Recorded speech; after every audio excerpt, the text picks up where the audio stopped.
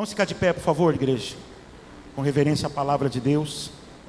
Atos, capítulo 2, versículos do 22 até o 28. Israelitas, escutem o que eu vou dizer. Jesus, o Nazareno, homem aprovado por Deus diante de vocês, com milagres, prodígios, sinais, os quais o próprio Deus realizou entre vocês por meio dele, como vocês mesmos sabem. A este, conforme o plano determinado e a presciência de Deus, vocês mataram, crucificando por meio de homens maus.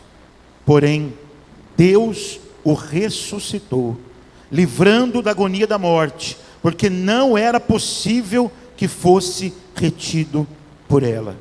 Porque Davi fala a respeito dele dizendo: eu sempre via o Senhor diante de mim, porque Ele está à minha direita, para que eu não seja abalado. Por isso meu coração se alegra, a minha língua exulta, além disto também a minha própria carne repousará em esperança, porque não deixarás a minha alma na morte, nem permitirás que o teu santo veja corrupção.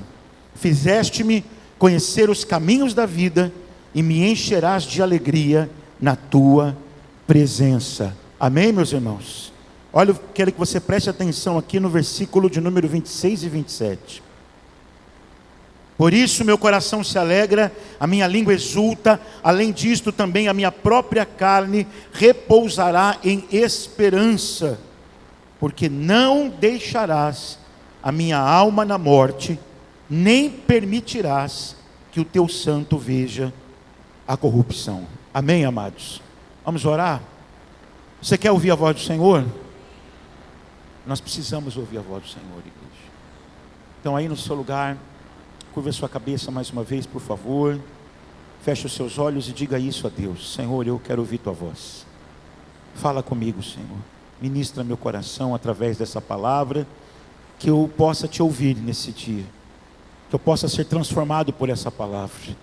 Vai orando ao Senhor, vai falando com Deus nessa manhã. Deus de amor e Pai querido, a tua palavra agora vai ser pregada, ela já está sendo anunciada.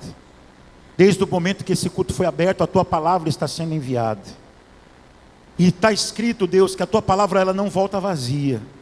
Ela é como a chuva do céu, que desce, rega a terra e a faz produzir. E é isso que nós queremos, Senhor. Nós queremos dar fruto. Nós somos o teu povo. Nós somos as tuas ovelhas. Nós te amamos, Senhor. E não há voz que nos alegre mais do que a tua voz. E nós pedimos a ti que o Senhor fale ao nosso coração poderosamente nesta manhã. Que a tua palavra, que é viva, que é eficaz, ela faça a sua obra em nós. Para a glória do teu nome oramos. E toda a igreja diz: pode sentar, meus irmãos. Queridos, hoje é um domingo especial. Todo domingo eu tenho ensinado a igreja aqui que todo domingo é um domingo especial. A Páscoa para nós não se resume apenas a uma vez no ano, mas toda vez que a igreja de Jesus se reúne no domingo, ela está celebrando a vitória do Senhor. Páscoa para nós é todo domingo, porque todo domingo nós precisamos anunciar e dizer que Ele vive. Amém, meus amados? E nós estamos aqui nessa manhã para celebrarmos a ressurreição. E o que eu quero que você entenda aqui, a ressurreição não é uma coisa que ficou no passado, irmãos. Não trate esse domingo como apenas um domingo histórico na vida da cristandade.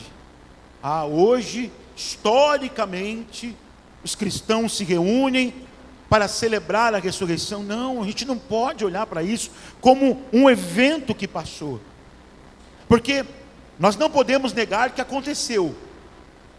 Isso nós não podemos negar. Assim como a humanidade não pode negar o nascimento de Jesus, foi um fato histórico, a sua ressurreição também. Amém, meus amados? Aconteceu pontualmente na nossa história, mas os efeitos dela estão em ação até hoje.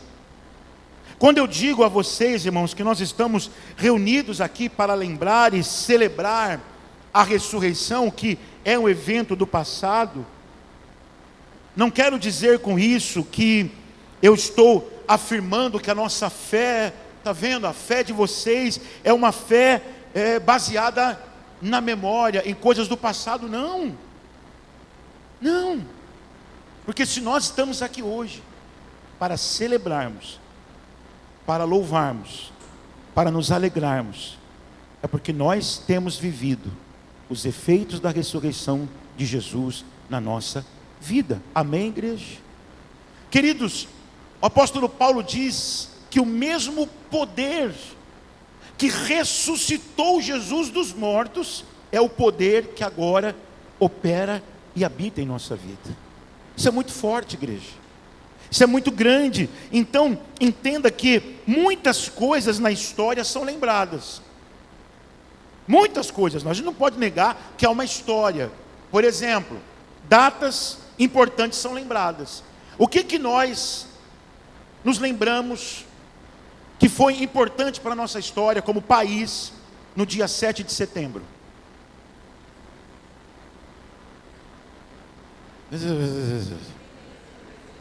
Vou falar isso aqui porque aí é lá do Brasil.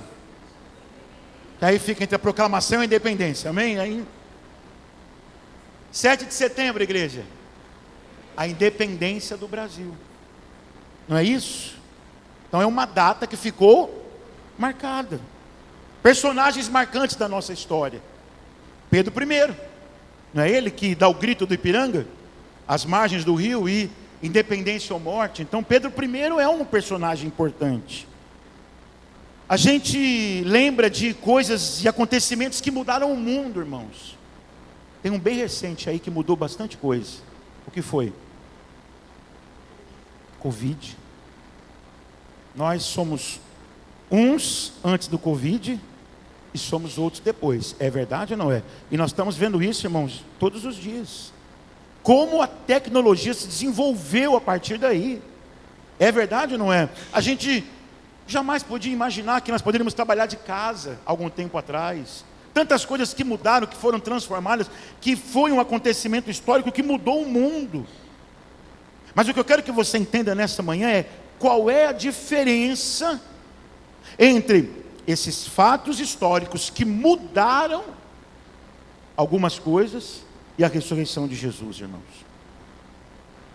Qual é a diferença? Para que você hoje não fique aqui apenas no passado. Alguns 1000 anos atrás, num domingo de manhã, a vida venceu a morte. E aí nós estamos lá há 2000 e tantos anos atrás. Não. Fato é, a diferença entre esses fatos da história e a ressurreição de Jesus é que esses fatos ficaram no passado. E a ressurreição de Jesus, eu repito para vocês, não. Deixa eu te falar uma coisa, é mais ou menos aqui como a gente visitar um túmulo. Eu não sei se você sabia, mas uma das grandes religiões do mundo é o islamismo. Você sabia disso? Grande e tem crescido.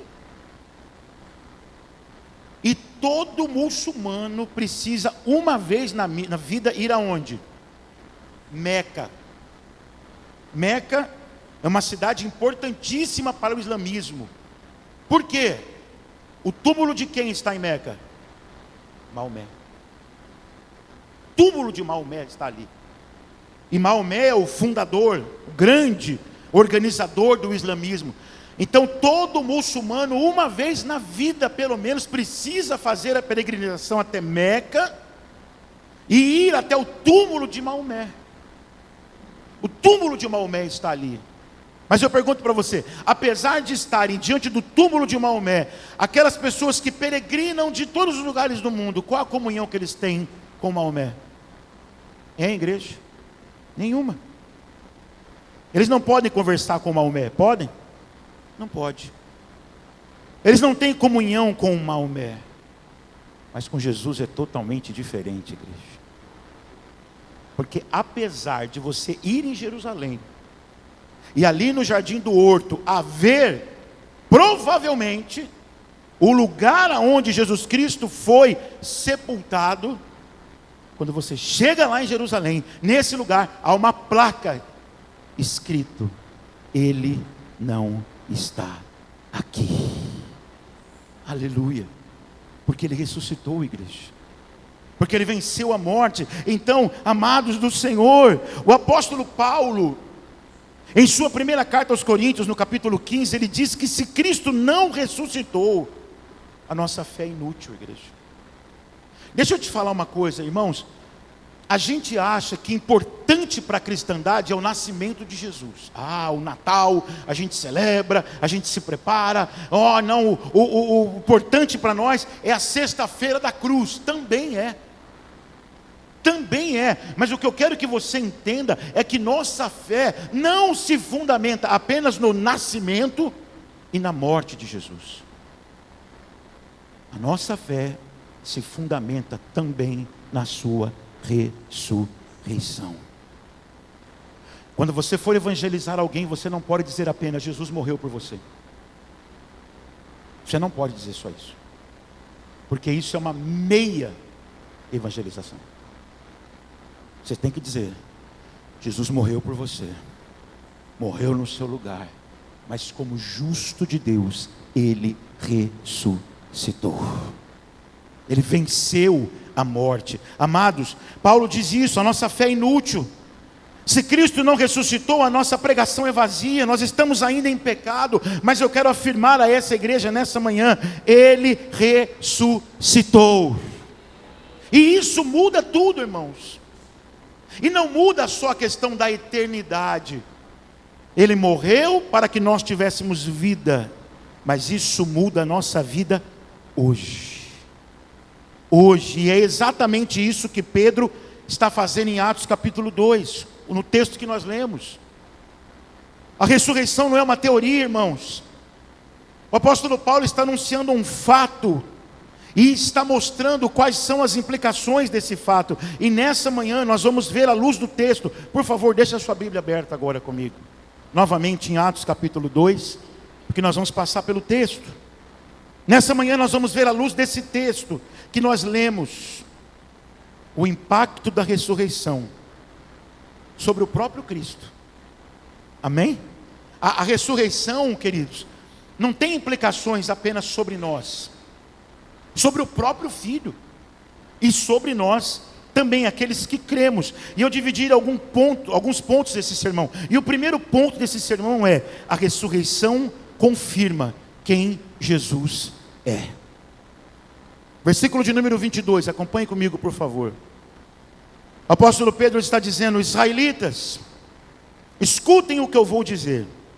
Jesus, o Nazareno, porque era assim que Jesus era conhecido,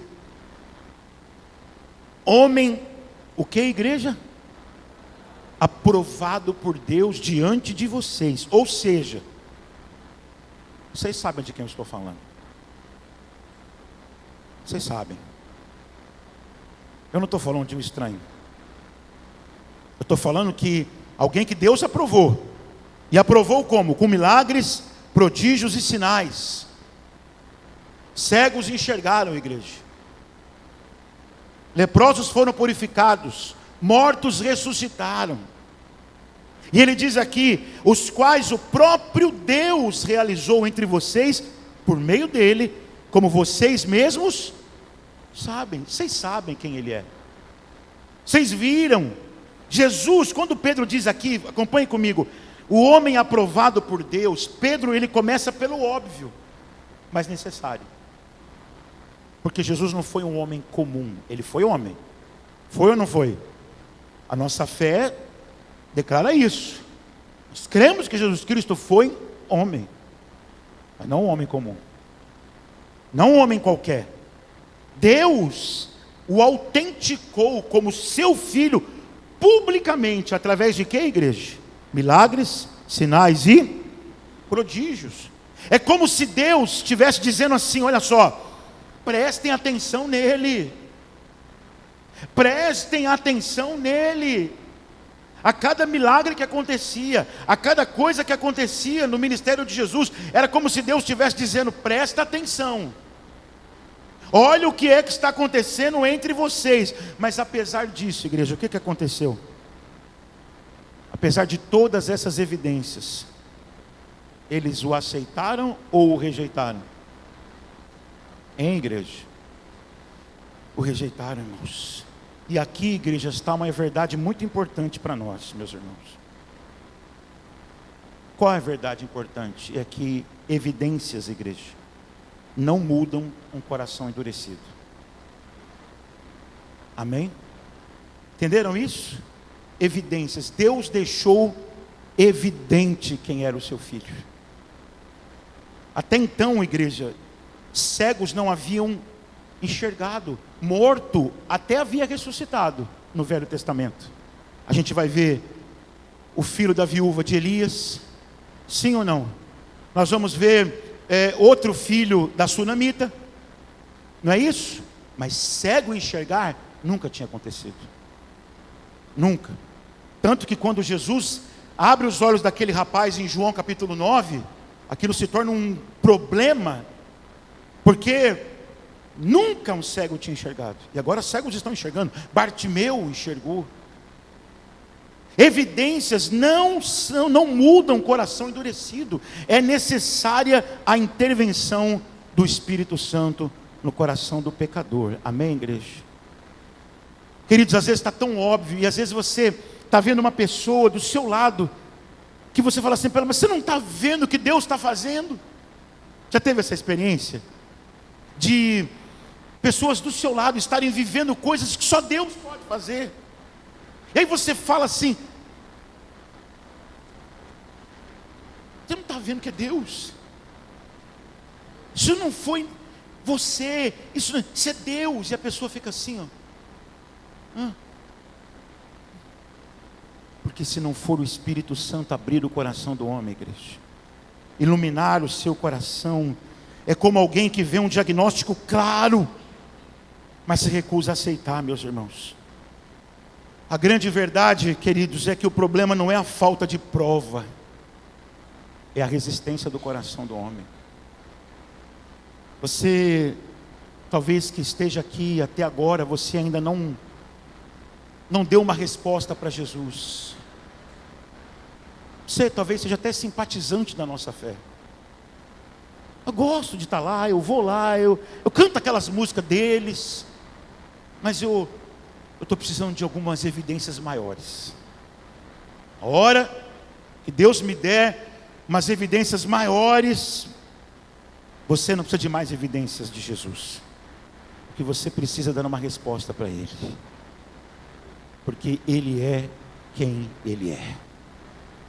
Segundo ponto, a cruz não foi um acidente, irmãos. Deixa eu te falar uma coisa. A cruz não foi assim algo que aconteceu do nada. Pegaram Jesus, os religiosos o odiavam, os religiosos queriam o seu mal, os religiosos queriam calar a boca dele, como muitas pessoas falam por aí. Esses dias eu ouvi uma pessoa falando isso: eu quero explicar para você quem foi Jesus. Uma garota da internet aí, que está muito em pauta, discutindo coisas de política, e ela apareceu lá e ela falou assim, isso me chamou atenção: eu quero explicar para vocês quem foi Jesus, eu quero falar de Jesus hoje para vocês. Aquilo foi, opa, Jesus, que foi o maior líder político, já acabou ali para mim, irmãos. Já acabou ali. Queridos, se alguém vai falar de Jesus para você, e não fala que Jesus, Ele é o Salvador dos homens, o Filho de Deus, que se encarnou e que viveu a vida que você não podia viver, para te justificar diante de Deus, morreu e ressuscitou, não estão falando do Cristo da Bíblia. Não aceite. Ali eu até continuei ouvindo, não, ele lutou contra o sistema político. Acabou ali, meu irmão. Porque a cruz, como eu falei para você, e repito, ela não é um acidente. Veja comigo o versículo 23, por favor.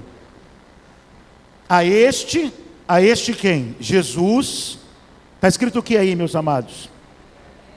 Conforme o plano determinado. E o que mais? Vocês mataram, crucificando por meio de homens maus. O que aqui? Preste atenção, por favor. O que há aqui? Um choque. Há um choque entre responsabilidade humana e soberania divina. Perceberam esse choque aqui nesse texto? Porque o Senhor está dizendo na sua palavra, vamos ler de novo, versículo 23. A este Jesus, conforme o plano determinado e a presciência de Deus. Ou seja, apesar daquilo parecer que havia escapado do controle de Deus, aquela situação. Ontem eu estava assistindo, passando o Paixão de Cristo, aquele filme do Mel Gibson.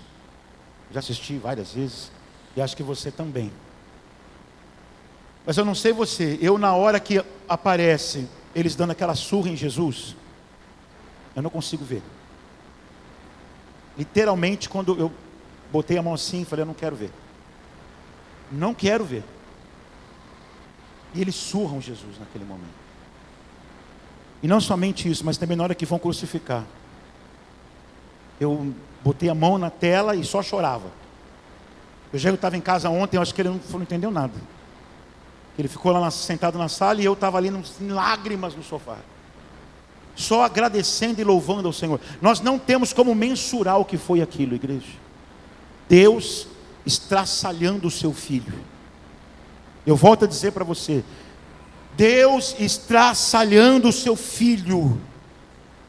Mas ainda assim, tudo estava sob o controle de Deus. O apóstolo Pedro diz, vocês o mataram. Então é a responsabilidade humana e a soberania divina andando juntas. A cruz não saiu do controle, igreja. Escute. A cruz era o centro do plano de Deus. Por mais terrível que isso pareça. Pastor, mas Deus é tão bom. Pastor, Deus é tão bom. Eu não faria isso com meu filho, como o Vinícius falou no começo do culto. Quem faria? Quem faria, igreja? Quem colocaria o seu filho? Então isso é para que você veja o quanto esse Deus te ama. Isso é para você ver que você nunca vai encontrar nesse mundo um amor semelhante a esse. Ai, pastor, não fala isso não. Minha mãezinha, pastor. Ai, minha mãezinha, ela diz que me ama. Minha mãezinha diz que eu sou tudo para ela, que ela me ama como ninguém, meu irmão, amém. Ainda que você sinta isso e a sua mãe demonstre isso, eu quero te afirmar que não há amor maior do que de Deus por sua vida, que foi capaz de moer o seu próprio filho. O pior evento da história foi o maior ato do propósito de Deus. A cruz, igreja, é como se nós olhássemos através de um bordado que por trás você vai ver fios soltos, bordado que por trás você vai ver nós, uma aparente confusão, mas quando você vira o pano, há um desenho perfeito.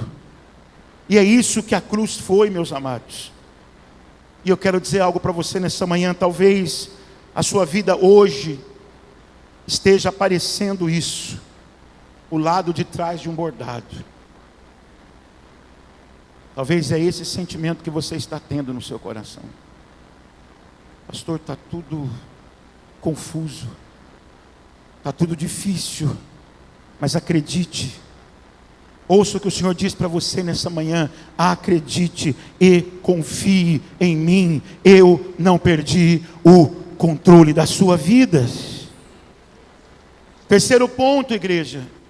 A ressurreição era algo inevitável, versículo 24. Não tinha como não acontecer, escute isso. Assim como não tinha como a cruz não acontecer, não tinha como a ressurreição não acontecer. Versículo 24, o apóstolo Pedro diz assim: porém Deus o livrando do que, igreja? Porque não era possível, olha só, igreja, não era possível que ele fosse retido por ela, igreja. Não tinha como não acontecer. É por isso que Cristo, igreja, ele vai voluntariamente. Você entende isso? Apesar dele ter suado sangue no Getsemane na quinta-feira, tamanha aflição por pensar em levar os pecados da humanidade, ele se entrega voluntariamente. Sabe o que é lindo, igreja? Na cruz, é lindo, pastor, misericórdia, é lindo, irmãos, porque naquele momento em que Cristo, no seu último suspiro, ele grita: está consumado, Pai, o meu espírito eu rendo a ti. Naquele momento está se cumprindo Isaías 53, ele derramou a sua alma na morte. Não foi a morte que veio buscá-lo, igreja, escute isso, igreja. Ele não está diante da morte ali, sedenta por ele, ele derrama. Há uma música linda do Diante do Trono que fala isso. Quando ele derramou a sua alma na morte, ele fez oferta pelo pecado e se alegrou, aleluias, amém. Isso é lindo, igreja, porque era inevitável. Isso aqui é extraordinário, meus irmãos, porque não diz apenas que ele ressuscitou. Acompanhe comigo, versículo 24. Porém Deus o ressuscitou. Ele explica o porquê. Diz que era impossível que ele permanecesse morto. Por que era impossível que ele permanecesse morto? Porque a morte é o salário do que pecado Jesus tinha? Dele. Em igreja? Dele. Ele tinha o meu e o seu. Mas ele nunca quebrou um mandamento. Ele nunca quebrou um mandamento. Ele nunca desobedeceu o seu pai. Ele sempre esteve submisso à vontade do Pai. A morte não tinha nada com ele, igreja. A morte não poderia ter domínio sobre ele, porque a morte tem um domínio específico. A morte reina sobre o pecado. Cristo não pecou, ele é o justo de Deus. Logo, a morte não tinha direito legal sobre ele. A morte tentou segurá-lo, mas ela não tinha base para isso. Amém, igreja? Não tinha. Não podia retê-lo. Em quarto ponto, a ressurreição, igreja, ela cumpre a palavra. Veja comigo versículos 25, 26 e 27, principalmente o versículo 27. O apóstolo Paulo aqui, deixa eu te falar uma coisa, nesses últimos versos, o apóstolo Paulo está interpretando Salmos 16, versículos de 8 a 11. Amém? Embora a sua Bíblia não faça referência a isso, apenas mostra Pedro está citando Salmo 16, versos de 8 a 11. E no versículo 27, ele pega ipsis literis do que o salmista escreveu, e ele diz aqui: porque não a minha alma na morte, nem permitirás. Quem escreveu esse salmo? Davi. Amém? O Salmo 16 é um salmo escrito por Davi. Davi morreu? Morreu ou não morreu? Está morto ou não está? Ele ressuscitou? Então quando Davi diz aqui: porque não deixarás a minha alma na morte, nem permitirás que o teu santo veja corrupção, ele não pode estar falando dele. Mas esse salmo a gente chama de salmo messiânico. Davi está profetizando a ressurreição do Salvador. Então veja uma coisa, irmãos. Ou seja, nada, quando eu digo para você que a ressurreição, ela é o cumprimento da palavra de Deus, o que nós temos que entender é que nada naquela manhã gloriosa de domingo foi imprevisto. Amém, igreja? Nada. Aquela manhã gloriosa, aonde aquela pedra selada, veja bem uma coisa, quando eles depositam Jesus no sepulcro, os fariseus, os saduceus correm até Pilatos e dizem: nos dê guarda. Nos dê guarda para guardar aquele túmulo, porque os discípulos dele disseram que iriam raptar o seu corpo. Vamos colocar guardas lá para impedi-los. Não somente isso, vamos também selar aquela pedra com barro. Escute, vamos selar aquela pedra para que a gente torne completamente impossível esse roubo. Só que meu irmão e minha irmã, naquela manhã de domingo, não teve guarda e não teve barro suficiente para selar aquela pedra, porque o poder do Espírito Santo, e é isso que o apóstolo Paulo fala em Romanos capítulo 1, versículo 4, que o poder do Espírito Santo ressuscitou o Filho de Deus. Não há improviso, igreja, já tudo havia sido dito. A ressurreição, queridos, ela não é apenas um milagre, a ressurreição é cumprimento de uma promessa, e isso tem que nos dar esperança, a esperança de que as promessas do Senhor vão se cumprir na nossa vida. Eu não sei qual é a promessa que você está esperando, eu não sei o que você tem orado, eu não sei o que você tem buscado, eu não sei o que você tem colocado diante do Senhor. Deus sabe. E talvez quanto mais você olhe para aquela situação, menos você vê condição de acontecer. Porque tem gente guardando a pedra está selada, não tem jeito. Mas isso é promessa de Deus.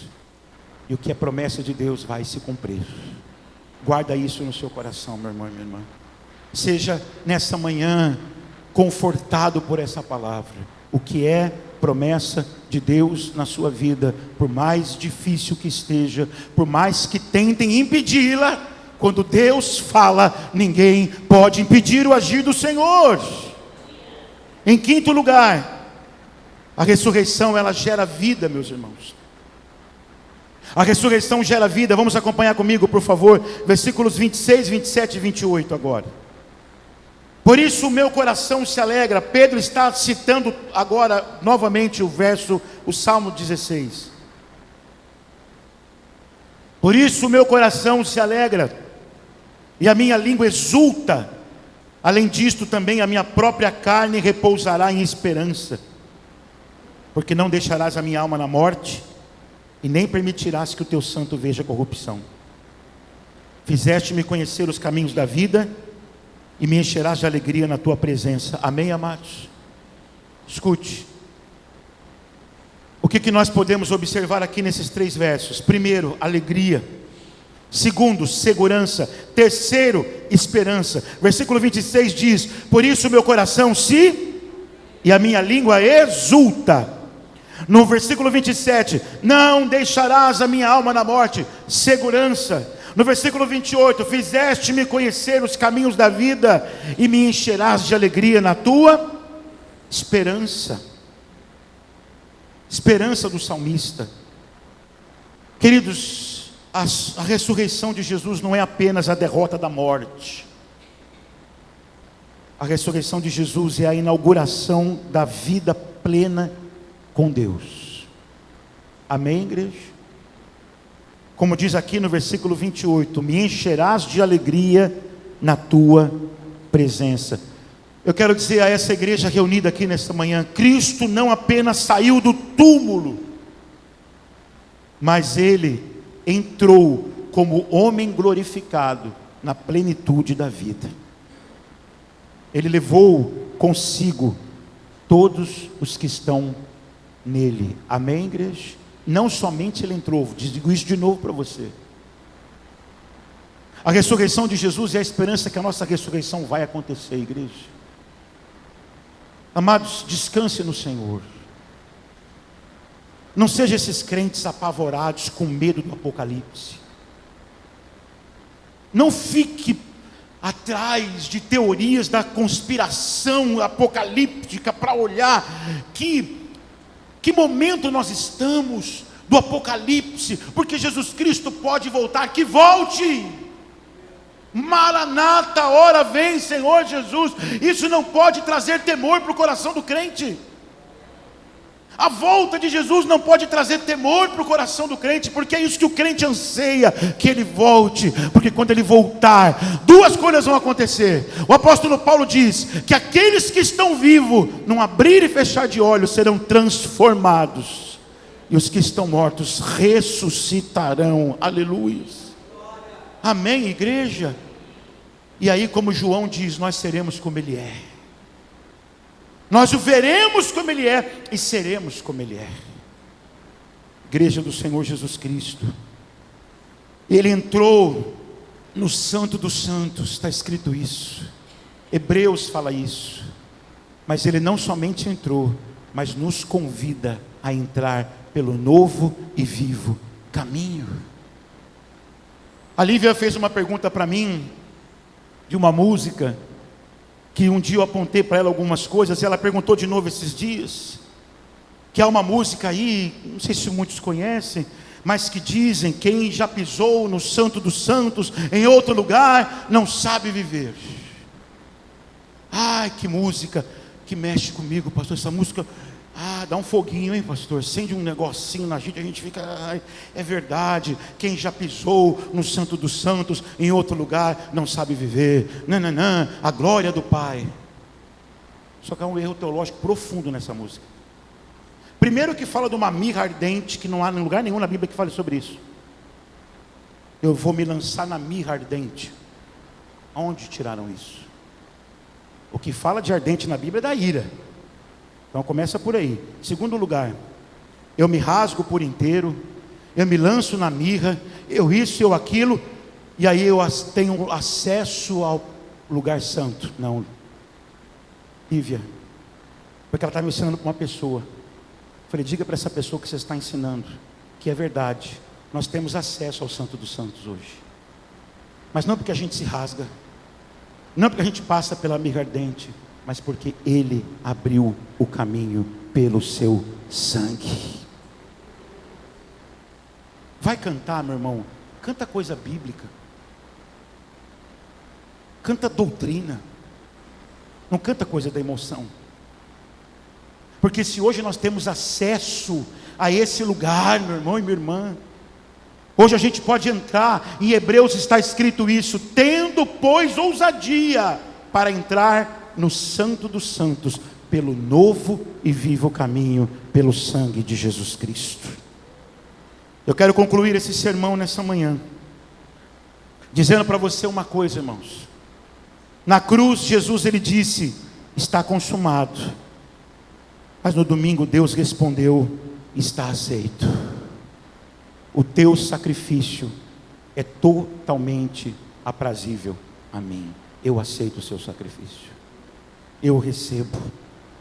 A ressurreição, igreja, é o amém do Pai ao estar consumado do Filho. A morte tentou segurá-lo, mas não conseguiu, porque Ele é o justo, porque Ele é o Filho de Deus, porque Ele é o autor da vida, e porque Ele vive a perdão real, igreja. O perdão de Deus na nossa vida não é uma ficção. Nós fomos perdoados e nós não tínhamos como pagar, igreja. Era uma dívida impagável e Ele nos perdoou. Nele há perdão real, nele há vida nova, nele há esperança viva, nele há vitória sobre a morte. Pastor, o senhor estava ficando louco. Se fosse assim, crente não morreria, mas crente não morre. Crente não morre, meu irmão e minha irmã. Deixa eu te falar uma coisa: a gente lamenta quando os irmãos morrem. Lamenta ou não lamenta? A gente lamenta. Meu irmão, mas há uma alegria no nosso coração, porque a gente chama isso de promoção. O irmão foi promovido. Sabe por quê? Porque aquilo que é fé para mim, ele já está vivendo. Ele já está diante do Senhor. Tem ideia do que seja isso? Por isso é que crente não tem medo da morte. Não fica dando sopa na rua também, né? Tentando.